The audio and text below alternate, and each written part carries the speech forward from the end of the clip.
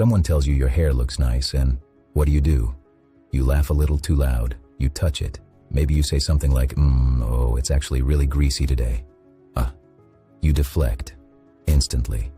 And then later, walking home, you replay it and you think, why couldn't I just say thank you?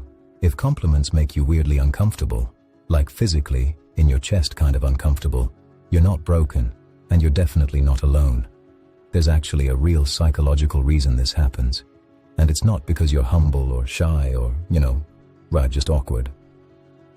It goes a little deeper than that. Here's the thing. Your brain is constantly, quietly, running a story about who you are. Psychologists call it self-concept. And when someone hands you a compliment that doesn't match that story, say they call you talented, but deep down you feel like a fraud, your brain doesn't go, oh great, new information. It goes, warning, this doesn't fit. That mismatch, that tiny little gap between how you see yourself and how they see you, that's the discomfort. It's called cognitive dissonance, and it's the same reason we argue with people who compliment us. No, it wasn't that good. Oh, this old thing. We're not being modest, really. We're trying to close the gap. We're trying to pull their view of us back down to match our own, because that feels safer than updating the story we've been telling ourselves for years. And there's another layer, which is vulnerability. A compliment, even a small one, means someone was paying attention. Someone saw you.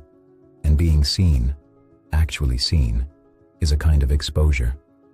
If you grew up in an environment where being noticed came with strings attached, or with criticism right after, or with, expectations you couldn't meet, then attention itself starts to feel like a setup, like something's about to go wrong. So your nervous system does this quick little math. Compliment equals attention, attention equals risk equals get out of this moment as fast as possible, and that's why you laugh it off or change the subject or immediately compliment them back just to shift the spotlight.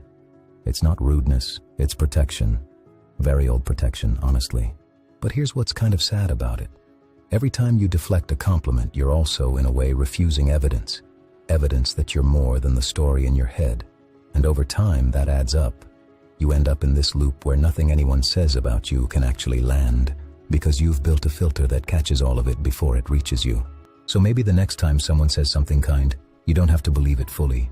You don't have to feel worthy of it. You just pause, take a breath, and say thank you. That's it. Just thank you. You're not agreeing that you're amazing. You're just letting the moment exist without pushing it away. And honestly, that small thing, done enough times, is how the story starts to change.